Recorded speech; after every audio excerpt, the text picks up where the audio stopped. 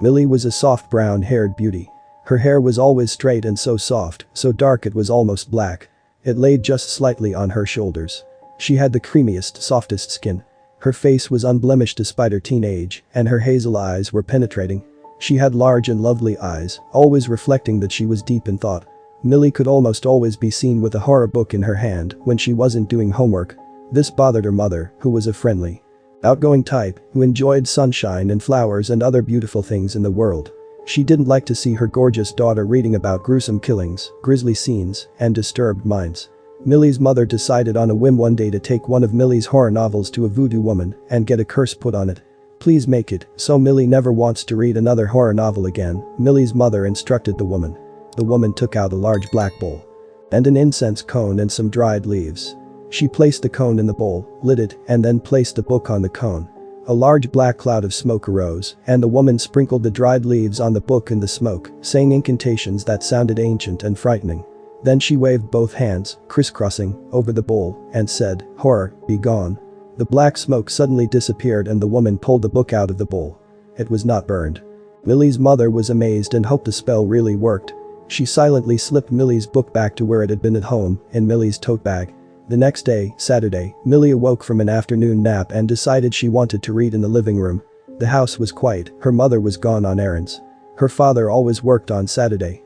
The day was already turning into evening, the light from the sun faint on the walls. Millie started a tea kettle for hot chocolate and settled on her favorite spot on the couch. She started on her new horror novel that was in her tote bag. The setting of the novel was a teen girl reading alone in her house.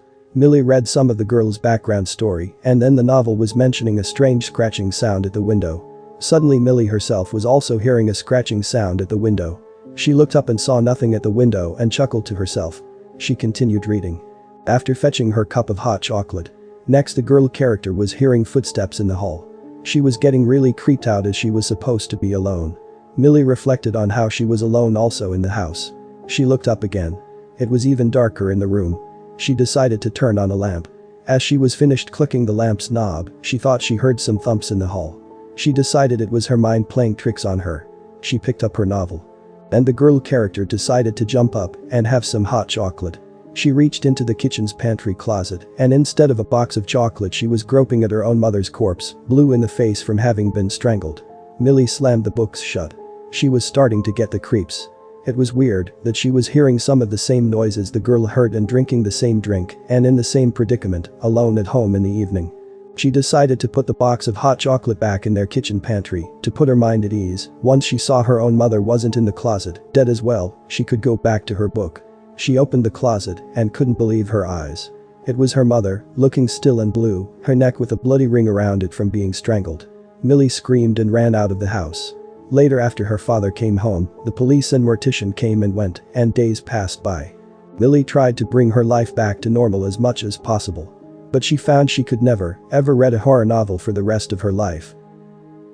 If you like this video and want to see more of this content, please like it, subscribe to the channel and click on the bell. And if you didn't like it, then write in the comments what exactly you didn't like. Thank you for the views, see you soon.